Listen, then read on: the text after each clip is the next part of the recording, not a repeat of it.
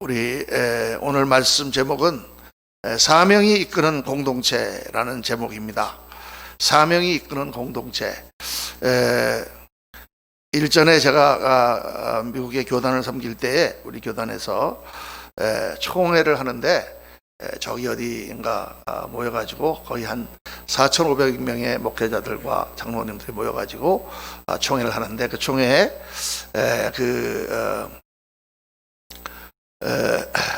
자꾸 왔다 갔다 하시면 좋겠어요.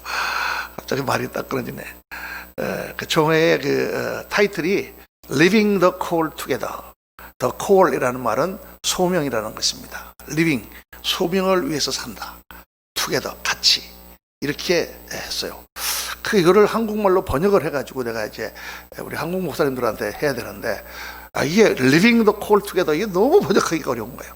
그래서 생각하다가 리그 워렌 목사님이 쓴 책에 목적이 이끄는 삶, 그게 생각이 났습니다. 목적이 이끄는 삶, Purpose Driven Church, 목적이 이끄는 교회. 그렇구나. 그래서 그걸 따가지고 사명이 이끄는 공동체 이렇게 지었는데, 지어놓고 나서 생각해보니까 너무 괜찮아요. 공동체인데, 우리가 다 같이 모여서 하나가 되는 공동체인데, 이 한 사랑의 공동체, 은혜의 공동체가 어떻게 가야 되느냐? 사명에 이끌려가는 공동체가 되야 된다. 이게 오늘 우리 창립 2주년을 맞으면서 우리 그레이스 교회의 또 비전과 우리 성도님들을 향하여 선포하는 말씀의 제목입니다. 인생의 가치는 무엇으로 결정이 되느냐? 제가 요즘에 이제 지난주에 우리 옛날 친구, 고등학교 다닐 때 친구들을 몇 명 이렇게 만나가지고 전화를 하면서 그때 같이 놀았던 친구들 또 선배님들 이런 얘기를 들으면서 어떤 사람은 어떻게 됐냐, 그 사람은 어떻게 됐냐, 그 선배는 어떻게 됐냐, 뭐 이렇게 물어보는 가운데 아주 잘 이렇게 인생을 사는 사람도 있지만은 어떤 사람은 영 일이 잘 안 풀려가지고 다 망하고 지금까지 고생하는 사람도 있다. 이런 여러 가지 이제 이야기를 들으면서 다시 한번 생각해 봤습니다. 어떻게 사는 인생이 좋은 인생인가. 그리고 돌아보니까 얼마나 감사한지. 정말 어렵고 힘들고 정말 미국에서 고생도 많이 했지만 하나님께서 이렇게 사명을 주셔서 하나님을 만나 사명을 감당하게 한 인생을 사는 것이 얼마나 감사한지. 어떤 인생이 성공한 인생이냐? 돈을 많이 벌었다든가, 높은 자리에 올라갔다든가, 아주 신나게 즐기고 살았다든가, 칼량으로 살았다든가, 그 사람은 무슨 세계 어디 곳 가보지 않은 곳 없이 다 가봤다든가, 그런 게 성공한 인생입니까? 세상에서는 어떻게 볼지 몰라도 우리 하나님이 말씀하시는 성공한 인생은 뭐냐? 자기 사명을 충성되게 감당한 인생이 성공한 인생입니다. 하나님이 그 사람을 이 땅에 보내시면서 특별히 시키신 사명을 온전히 감당한 인생, 그 사람이 그 인생을 성공한 사람이다 그 말이에요. 어떤 사람이 대통령이 되었습니다. 그럼 그 대통령의 평가를 어떻게 할까요? 그가 얼마나 대통령의 사명을 잘 감당했느냐로 평가하겠죠. 어떤 사람이 군인입니다. 그 사람이 군인의 사명을 어떻게 감당했느냐로 그 군인 삶이 평가받을 것입니다. 선생님은 학생을 얼마나 잘 가르쳤느냐로 평가받을 것입니다. 아버지는 얼마나 아버지로서의 사명을 잘 감당했느냐로 아버지됨이 평가받을 것입니다. 그렇죠. 그렇다면 교회는 주님 앞에 갔을 때 어떻게 평가받을까? 그것은 그 교회에게 맡겨주신 사명을 얼마나 잘 감당했느냐로 평가받는 것입니다. 여러분, 사명이라는 게 뭐예요? 하나님께서 이 교회를 세우시고 이 교회를 향한 하나님의 뜻, 일반적인 뜻, 그리고 어떠한 시대, 어떠한 상황에 특별한 뜻, 그 뜻을 우리가 깨닫는 것이죠. 교회에 대한 사명이 무엇입니까? 일반적으로 볼 때 교회에 대한 사명은 하나님 나라를 세우는 것입니다. 자, 다 한번 따라 합시다. 하나님 나라. 이 하나님 나라라는 게 굉장히 막연하게 들리지만 굉장히 중요한 거예요. 모든 인생이 살아가는 목적이 뭐냐? 하나님 나라를 세우려고. 제가 한번 그런 말씀드렸죠. 도둑놈들이 열심히 돈을 훔쳐갖고 남의 돈을 훔쳐갖고 도망가서 어떻게 하려고 그러는 거야 도대체. 그 돈 갖고 어디 가갖고 지네 좋아하는 사람들이랑 같이 살면 하나님 나라 같은 삶을 살 수 있다고 생각하니까 도둑질 하는 거라 그 말이죠. 인간은 다 본능적으로 하나님 나라를 추구합니다. 용어가 다르고 개념이 다를 따름이지. 그러니까 예수를 믿고 하나님 나라를 우리가 세우고 누리고 전파하는 것, 그게 교회의 사명입니다. 우리가 먼저 예수님을 믿고 하나님이 나와 함께 계시니 그 안에서 평강을 누리고 기쁨을 누리고 감사와 감격과 눈물과 그게 있어야 되죠. 여러분, 나 오늘 행복하십니까? 아멘입니까? 문제가 있습니까? 그러면은 문제 놓고 기도하고 하나님 앞에 하는 가운데 응답받고 하나님께 함께 하신다. 할렐루야! 아주 힘이 솟고, 그런 게 예수 믿는 삶이잖아요. 그리고 그 삶이 나만 그런 게 아니라 나와 우리 가족 또 모든 사람들 가운데 하나님 나라가 일어나야 되잖아요. 그렇죠. 우리 가정이 그냥 예수 믿고 하나님 나라가 됐어. 얼마나 감사한지. 그래서 이 하나님 나라를 다른 사람에게도 전하는.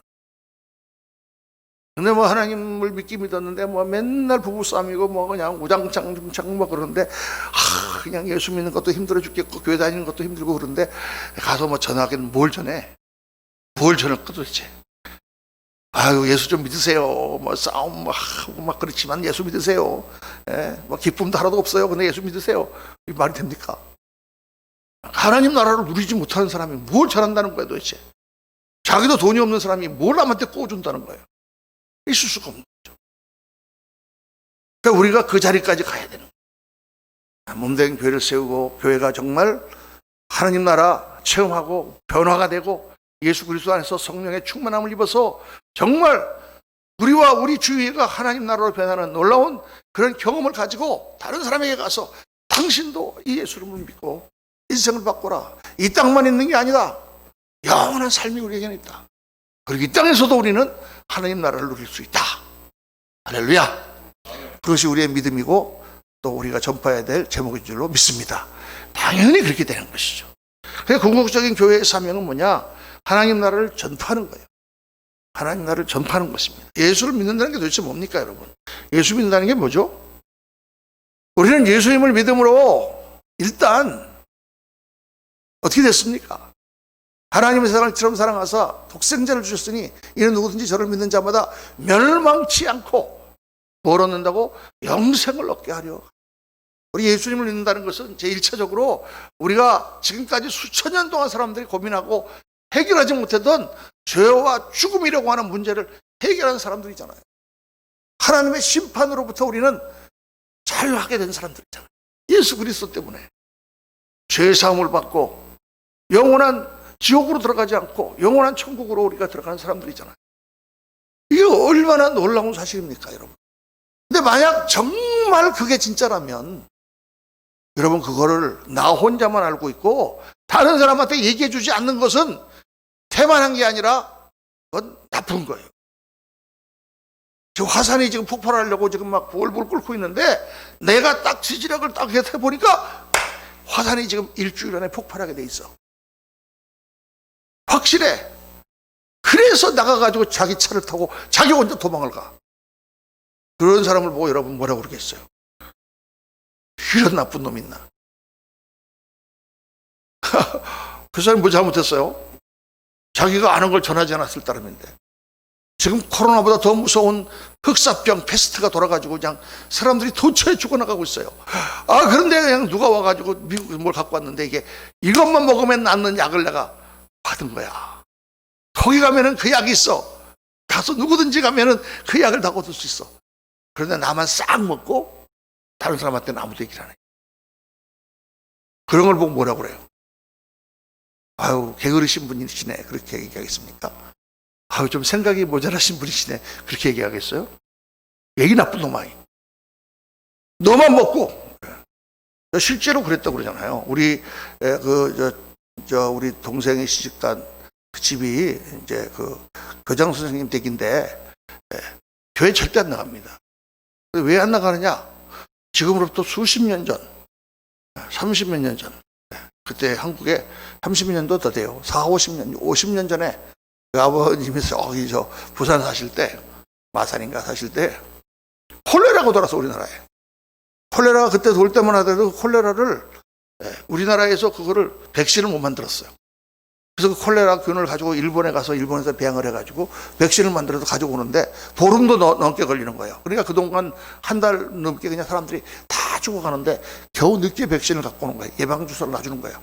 그러면 보건소에서 놔주기도 하고 뭐 학교에서 놔주기도 하고 그러는데 전국에다 그걸 다 보내려니까 이게 물량이 너무 모자라잖아요. 사람들은 막 죽어나가는데. 그런데 지나가다 보니까 어떤 사람이 저기 지금 국민학교에서 초등학교거든. 그 당시에는 국민학교죠. 지금은 초등학교에서 그걸 놔준다고 그러는 거야. 그래서 이분들이 가서 맞았어요. 맞고는 이 기쁜 소식을 우리 옆집에 알려야 되겠다 그러고 옆집을 갔어. 하고 막 문 두드렸고 김씨 왜 그러냐. 저기 말이야 초등학교에서 지금 예방주사 놔준대. 가서 빨리 맞아. 그랬더니 그 사람들이 우리 지난주에 맞았어요. 그래. 지난주에 어디서? 그 초등학교에서 맞았어요. 이거 굉장히 기분이 나쁘더라는 거예요. 아니 지난주에 맞았으면 나한테 알려줘야지.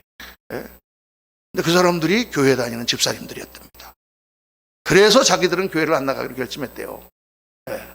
할렐루야. 아멘. 이해가 되시면 아멘 하시기 바랍니다. 이게 아멘 할 일이 아닌데 여러분 그걸 알았으면 알려줘야지. 예? 다 지금 죽어가고 있는데 못된 사람들 아니에요. 여러분 예수님을 믿고 다른 사람들에게 그걸 알려주지 않는 건 그와 똑같아요. 심지어는 그걸 자기 자식들한테도 안 알려주고 자기 부모한테도 안 알려주고 자기 형제들한테도 안 알려주고 뭐 하는 사람들인지 몰라. 이게 심각하죠. 그런데 개인적으로 전도하는 게 우리가 참 마땅히 해야 될 사명이라면 교회적으로 전도할 뿐만 아니라 선교하는 것입니다.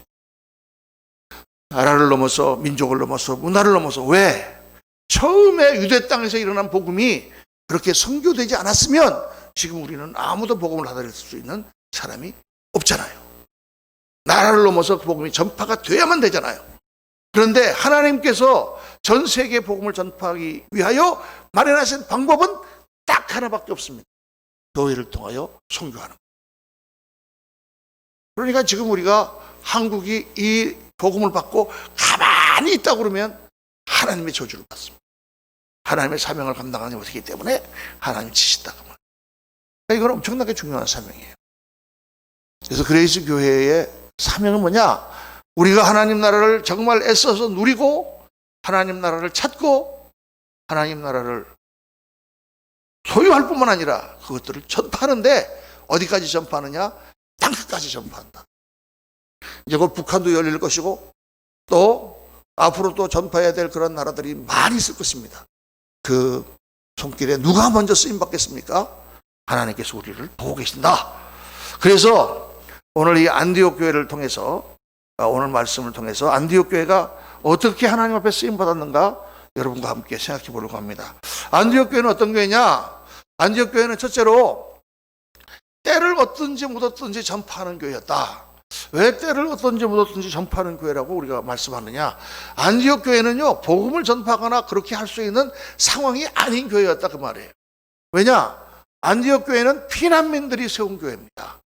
피난을 가서 예루살렘 교회가 부흥을 하자 유대인들이 예루살렘 교회를 핍박하려고 호시탐탐 노리고 있다가 스데반 사건이 터진 거예요. 스데반이라는 사람이 말씀을 전하는데 군중들이 흥분해가지고 돌로 쳐서 그를 죽이면서 피를 한번 보기 시작하니까 사람들은 피를 한번 보기 시작하면요 마치 완전히 세뇌된 사람들처럼 막 그렇게 막 움직여가지고 미국에서 폭동이 일어나는 것처럼 막 사람들이 일어나서 교회를 핍박하기 시작했습니다. 그래서 교회가 산산이 흩어진 거예요. 몇 사람 만나고 다 도망을 갔습니다. 도망을 가서 짐 싸가지고 그 사람들이 다 자기를 죽이려고 그러니까 어떻게 북쪽으로 도망가서 안디옥이라는 도시에 정착해서 거기에서 살게 됐단 말이에요. 그 사람들이 세운 교회가 안디옥 교회입니다. 안디옥 교회의 사장이 어떻겠습니까? 거기 뭐 몇백 명이 가가지고 거기서 지금 교회를 세우고 지금 하지만은 모든 것이 안정이 안 되고 모든 것이 불안하잖아요.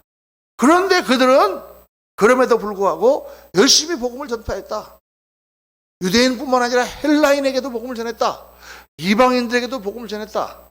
안디옥이라는 도시 자체가 국제적인 도시고 동서에 교류를 하는 그런 도시니까 이방인들이 많이 모여 있었어요. 다 복음을 전해서 여러 민족들이 같이 예배를 드리는 그런 교회가 되었다. 성경 그렇게 기록합니다. 그리고 그때 그 사람들을 크리스찬이라고 불렀다. 야, 저 사람들은 그리스도인들이다라고 사람들이 인정을 할 정도로 변화된 삶을 살았다.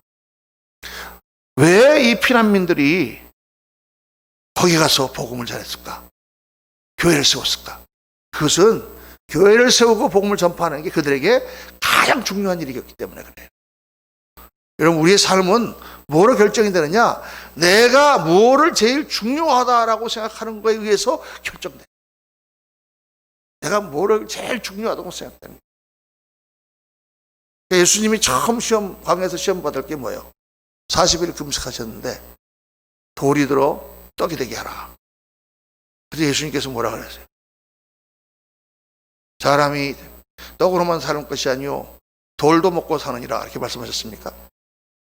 하나님의 말씀을 먹고 산다. 거기서 뭘 말씀하는 거예요? 먹고 사는 거 중요하죠? 먹는 거 중요합니까? 안 중요합니까? 한 끼 굶으면 어떻습니까, 여러분? 배고프죠? 근데 말씀 먹는 건 어떻습니까? 안 먹어도 괜찮습니까? 뭐가 더 중요하냐? 너 밥 먹는 게 중요하냐? 하나님 말씀 먹는 게 중요하냐? 딱 물어보시는 거예요. 중요한 걸 따라 사람은 살거든. 그러니까 밥이 더 중요한 사람은 밥 먹고 앉아 있습니다. 하나님 말씀 먹는 건 게을리요. 사람은 뭐가 더 중요한 걸 따라 살게 돼 있어요. 내가 살면서 지금 뭐가 제일 나한테 중요하냐를 한번 생각해 보세요. 이 땅에서 잘 먹고 잘 사는 겁니까? 그러면은 뭐 어떻게 잘 먹고 잘 살게 노력은 열심히 할지 몰라도 하나님의 쓰임받고 하나님이 쓰시는 그런 사명은 감당하지 못합니다. 나에게 뭐가 더 중요해? 이 안디옥 교회 성도들은 도망을 가서 피난민으로 안정되지 못한 삶을 살았지만 그들은 교회를 세우고 하나님 복음을 전파하는 것이 더 중요했기 때문에 그래서 나가서 다 사람들에게 전파하고 교회가 성장한 거예요. 그래서 우리 그레이스 교회의 사명은 뭐냐? 뭐니 해도 제일 첫 번째 사명이 복음을 전파하는 것입니다. 전도해야 되고 또 선교해야 됩니다. 크든 작든 상관이 없어요. 하나님께서 하라고 하신 사명을 감당하는 것입니다. 그 사명을 감당하는 것으로 성도들의 마음이 딱 모아져야 돼요. 다 일들은 딴 거 합니다. 군대가 있으면 군대에서 가면은 여러 가지 자기의 그 MOS, 자기의 다 전공이 있어가지고 그것대로 다 어떤 사람은 통신, 어떤 사람은 뭐 주방에 가서 밥을 만들고, 어떤 사람은 무슨 뭐 의무병, 어떤 사람은 무슨 병참, 어떤 사람은 무기고 다 다른 일을 하지만 그들은 다 목적이 하나로 전쟁을 싸워 전쟁을 이기는 것으로 가는 것이죠. 우리들은 다 여기서 다른 일을 하는 것 같지만 교회의 목적은 세계를 향하여 하나님 말씀을 증거하고 복음을 전파하는 데로 가야 되는 것입니다. 장례 2주를 맞으면서 다시 한번 우리 그레이스 교회의 사명과 목적을 되새길 수 있으시기를 예수님 이름으로 축원합니다. 둘째로 이 안디옥 교회는 말씀에 바로 선 교회였다. 안디옥 교회의 사람들이 모여서 교회를 세웠다는 얘기를 듣고 예루살렘 교회가 바나바를 안디옥으로 파송을 했습니다. 목사님을 보낸 거죠. 바나바 목사가 간 것입니다. 가서 말씀을 열심히 가르쳤더니 큰 무리가 더했더라고요. 사람들이 가서 복음을 전했지만 새로 들어온 사람들, 또 예수님 믿는 사람들이 정확하게 복음도 알지 못하고 신앙생활을 어떻게 하는지 알지 못하고 그들을 말씀 위에 세우고 그들의 삶이 변화가 되고, 그러니까 사람들이 보이게 되었다. 그래서 비로소 그리스도인이라 일컬음 받게 됐다. 그런데 바나바가 혼자 가르치다 보니까 도저히 자기 실력이 딸리고 안 되겠다. 그래서 그때 생각난 게 다소에 있는 사울이라고 하는, 한때는 예수님을 막 핍박했지만 예수님을 만나고 나서 완전히 변화된 정말 공부를 많이 한 사람 바울을 데려다가 같이 가르치니까 교회가 크게 일어났다고 성경이 말씀하고 있습니다. 이건 뭘 말씀합니까? 하나님의 교회에 말씀이 바로 세운다고 말해요. 올바른 선생, 올바른 목회자가 말씀을 바로 가르쳐야 된다는 거예요. 그리고 그 말씀을 받은 성도들이 말씀에 은혜 받고 말씀대로 변화돼서 세상 사람들이 보기에 야, 저 사람 정말 그리스도인이다 라고 불릴 정도로 그렇게 돼야 된다고. 그 교회가 힘 있는 교회요, 그런 교회가 세상을 변화시키는 교회입니다. 근데 말씀에 바로 서지 않으면요 교회는 망합니다. 여러분, 대표적인 예가 유럽 교회입니다. 유럽 교회는 한때에 전 유럽의 모든 인구가 다 예수님을 믿는 사람이었습니다. 기독교 국가들이었어요. 그런데 1800년도 중반에서부터 소위 말하는 자유주의 신학이라는 것이 들어왔습니다. 지금도 전 세계에 자유주의 신학이 퍼져가지고 그 자유주의 신학에서 동성애 목사들을 안수하고 그러는 것들이 일어나기 때문에 미국과 지금 다 난리잖아요. 하나님의 말씀에 어긋난 일들을 교회가 자행을 하고 있는 것입니다. 말씀을 제대로 가르치지 않고 제일 먼저 일어난 게 슐라이어 마카라고 하는 독일의 신학자가 성경은 하나님의 말씀이 아니라 고대 문서라 그랬어요. 이야기책이라 그랬어요. 불트만이라는 사람은 여기에 나오는 신화 같은 기적의 얘기들을 다 빼버리고 우리가 예수님의 사랑을 전해야 된다고 그랬어요. 그렇게 말하면서 점점 사람들은 인본주의로 빠지고 하나님을 부인하는 무신론으로 빠지게 되었습니다. 그래서 지금 유럽 교회가 어떻게 됐습니까? 전 인구의 1%도 제대로 예수를 믿지 않아요. 100%를 예수를 믿던 나라가 지금은 선교지 중에 가장 큰 선교지가 유럽이에요, 여러분. 유럽으로 선교사를 파송하고 있습니다. 한때 독일 교회, 영국 교회, 네덜란드 교회 전 세계로 선교사를 파송하고 윌리엄 캐리와 같은 그런 유명한 선교사가 영국에서부터 나갔지 않습니까? 전 세계적으로 그렇게 선교를 했던 그 화려한 하나님의 교회가 하나님의 말씀이 무너지기 시작하니까 순식간에 100년도 안 돼서 다 초토화돼가지고 지금은 모든 교회들이 다 이슬람 회당이 되거나 아니면 댄스홀로 바뀌거나 다 그렇게 다 교회들이 흘리고 무너지고 지금 여러분 유튜브 영상 보셨습니까? 나가서 예수님을 전파하니까 경찰이 와서 수갑을 채워가지고 유럽에서 무서운 세상이 되었습니다, 여러분. 하나님의 말씀이 바로 서지 않으면 그렇게 되는 거예요. 이 말씀이라고 하는 것은요, 여러분, 하나님의 말씀은 그냥 말씀이 선포되는 것뿐만이 아니라 그 말씀을 듣고 변화되어서 실천하고 삶을 살아가는 것이 중요하죠. 그런데 선포조차 올바로 되지 않으면 어떻게 사람들이 변화가 될 수 있겠습니까? 여러분, 아프리카는요, 이슬람도 왕성하지만 교회가 많습니다. 기독교적인 나라가 많습니다. 전 인구의 30%가 기독교인입니다. 30%가 기독교인이란 말이에요. 그런데 아프리카 교회는 아무 힘도 없습니다. 계속 정변이 일어나고 독재가 일어나고 민족들끼리 종족을 말살하는 그런 참혹한 전쟁이 일어나서 20만 30만을 죽이고 이렇게 일어나도 교회는 아무 힘도 없습니다. 왜? 말씀에 바로 선 제자가 없기 때문에, 말씀대로 살려고 하는 사람이었기 때문에. 여러분, 저는 한국에 늦게 들어와서 정말 깜짝 놀라는 게 있습니다. 요즘에 그런 사건들이 터지고 뭐 코로나 때문에 신천지가 터지고 그러는데 어떻게 우리 한국 교회에 신천지라든가 하나님의 교회 같은 이상한 정말 말도 안 되는 이런 교회들이 20만 30만 이렇게 성도를 갖고 있냐고 말해요. 아니 멍충이들 아니야. 말도 안 되는 소리들을 하고 있는데 우리 한국 사람들이 그렇게 바보입니까? 세계에서 제일 똑똑한 사람들이에요. 교육 수준이 제일 높습니다. 교육을 못 받아도 우리나라 사람들은 똑똑해. 할렐루야. 그래도 어떻게 그런 바보 같은 말도 안 되는 무슨 이만희 무슨 여자가 안상옥이 첩이었던 여자가 하나님이야. 어떻게 그 여자분이 그래갖고 아예 성경을 아버지 하나님이 아니라 어머니 하나님이라고 고쳐 그것 때문에 그 여자분이 하나님이 돼야 되기 때문에 어떻게 그거를 20만씩 따라다니냐고. 아이고 갈라디아서에 나오는 그 무슨 하갈과 사라를 비유하면서 우리는 이게 지금 예루살렘이 아니요 하늘에 있는 예루살렘이 어머니라. 그 사라를 지금 얘기하면서 하는 그 얘기를 가지고 어머니 하나님이라고 그래요. 도대체 이게 어떻게 말이나 되는 소리인지 모르겠어요. 그런데 저기 동탄에 나가보면은요, 하나님의 교회 사람들은 열심히 전도하는데 기독교 전도하는 사람은 한 사람도 없습니다. 정통 기독교 전도하는 사람. 네, 여러분, 왜 그렇게 됐을까요? 왜 우리나라 교회가 이렇게 됐을까요? 말씀을 제대로 가르치지 않았습니다.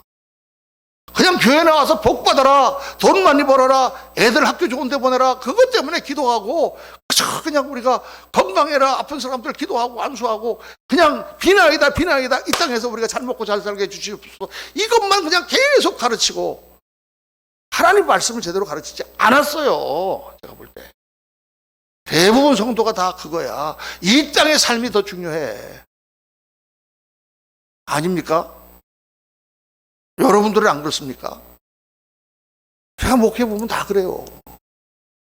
그러니까 그런 이단들이 황당한 거를 펼치는데 다 거기서 앉아있는 거예요, 사람들이. 야, 이거는 우리 책임입니다, 여러분. 말씀에 바로 서지 않으면 망합니다. 이스라엘 백성들이 왜 망했습니까? 하나님 말씀을 바로 서지 않아서 망했습니다.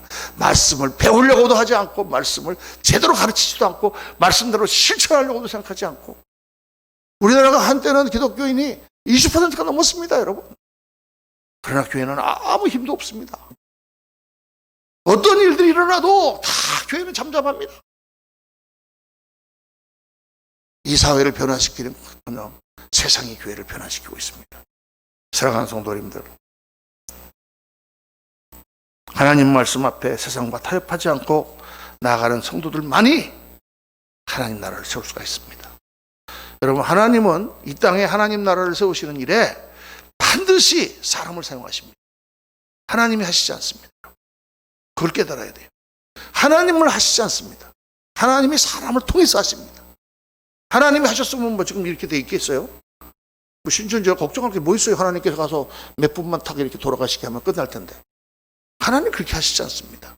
사람을 통해서. 그런데 성경을 보면 하나님은 절대 많은 사람을 사용하지 않습니다. 소수. 어떤 때는 한 사람, 어떤 때는 10사람, 어떤 때는 100사람, 어떤 때는 300사람.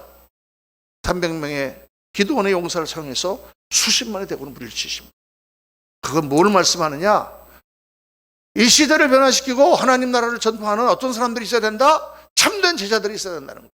죽음을 두려워하지 않는 용사들. 그 사람들이 하나님의 교회를 세우는 사람들입니다.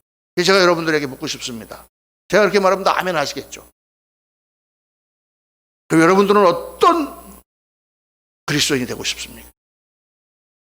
하나님 말씀 붙들고 하나님께서 시키시는 일을 위해서 목숨도 두려워하지 않으면서 나가는 용사가 되고 싶습니까? 아니면 조금만 문제가 생기면 다 도망가는 오합지졸 같은 군대가 되고 싶습니까? 1번입니까? 2번입니까? 곤란한 질문입니까? 이거는 당연히 1번이죠. 그런데 말만 우리가 그렇게 하지 우리의 삶은 2번이에요. 2번입니다, 여러분. 욥기에 보니까 그런 말씀이 나옵니다. 너는 대장부같이 허리를 묶고 내게 대답할지래요. 몇 번 나와요. 저 그걸 보면서 이 하나님의 메시지가 대장부같이 허리를 묶고, 여러분 이게 이 이미지를 한번 생각해 보십시오. 너 나랑 같이 허리를 딱 묶고 남자와 남자로서 한번 나와 함께 같이 한번 해보자. 내 말을 듣고 한번 나와 같이 한번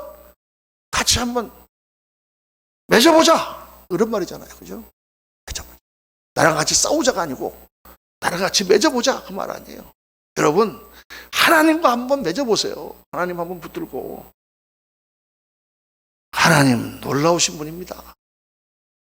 그때 놀라운 일들이 벌어지는 거예요. 여러분, 어떤 상황이 어떻든지 간에 정말 내가 하나님만 믿고 하나님만 의지하며 한번 말씀대로 한번 나가보겠다. 하나님 도와주십시오 하고 나갈 때 하나님의 역사가 일어나는 거예요.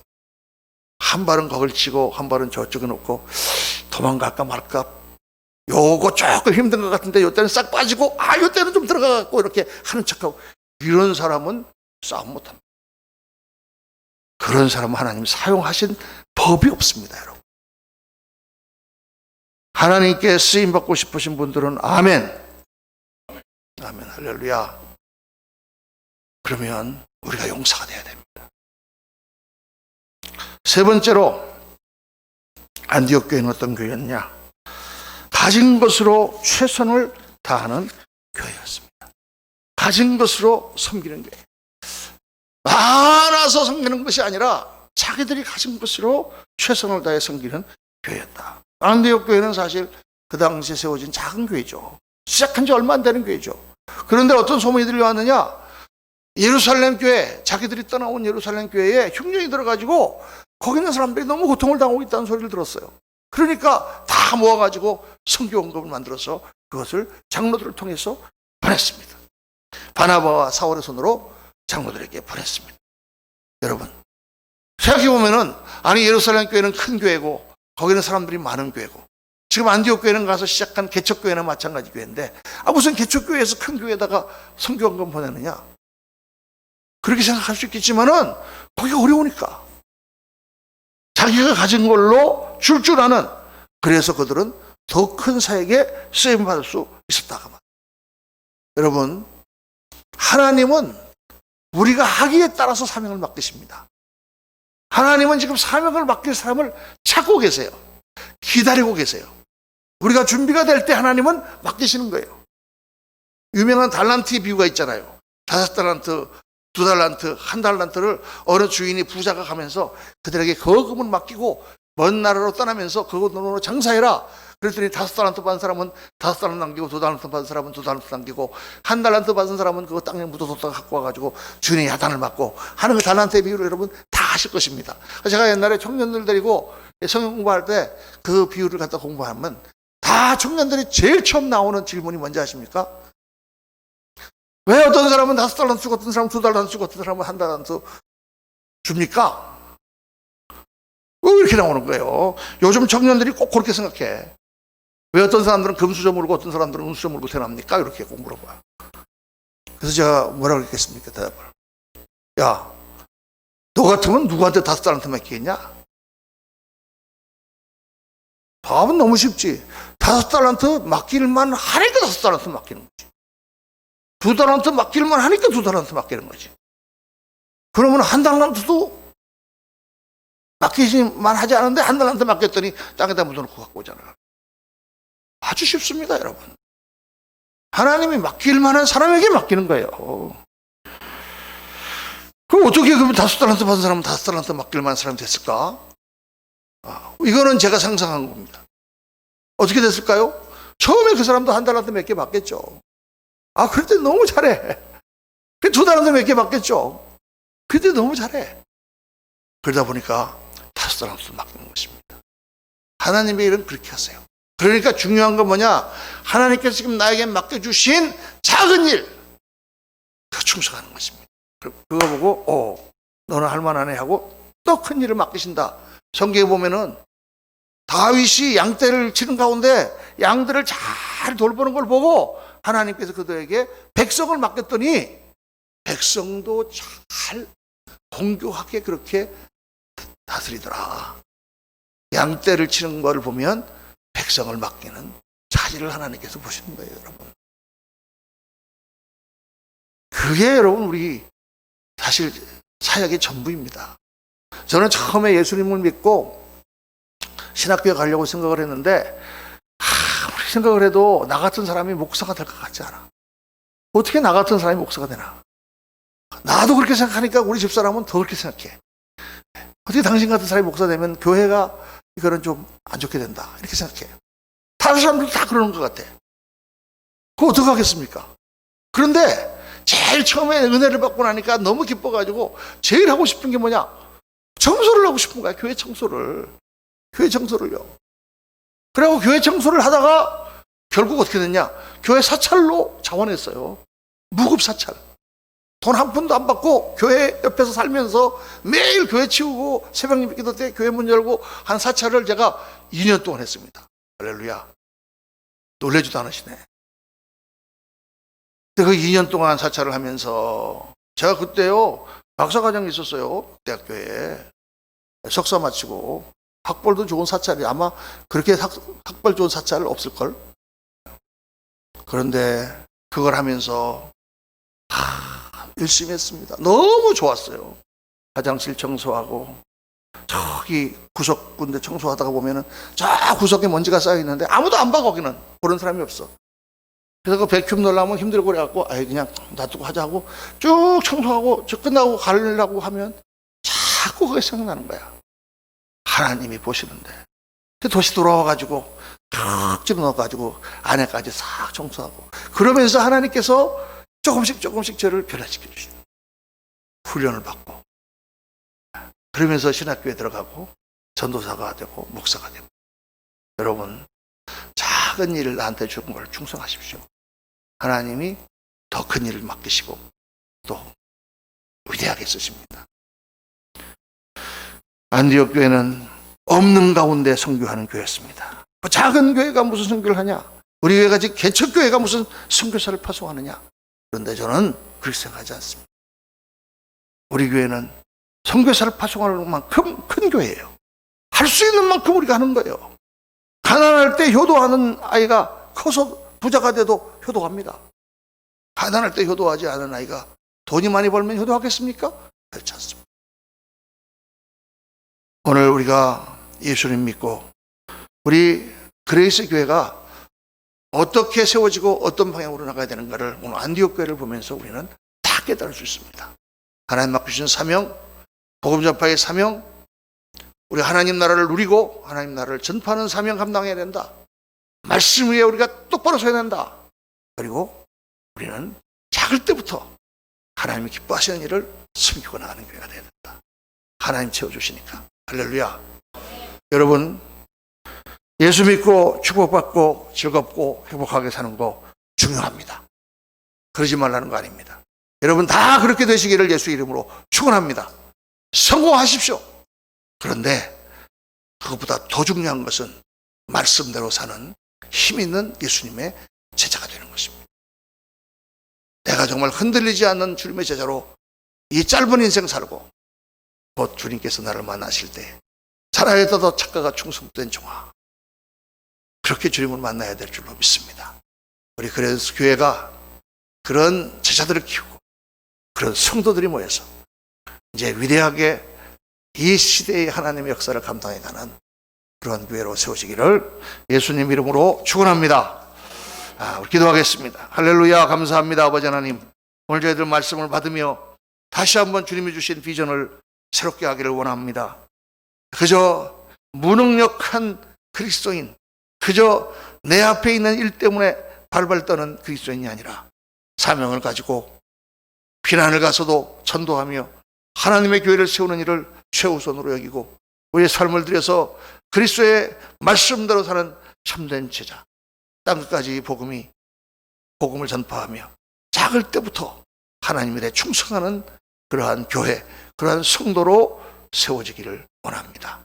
지난 2년 동안 하나님의 눈부신 참으로 경이로운 역사를 바라보면서 정말 주님을 굳건하게 믿고 정말 하나님 앞에 충성된 종들로 기억되는 우리 그레이스 교회가 되도록 복을 내려 주옵소서.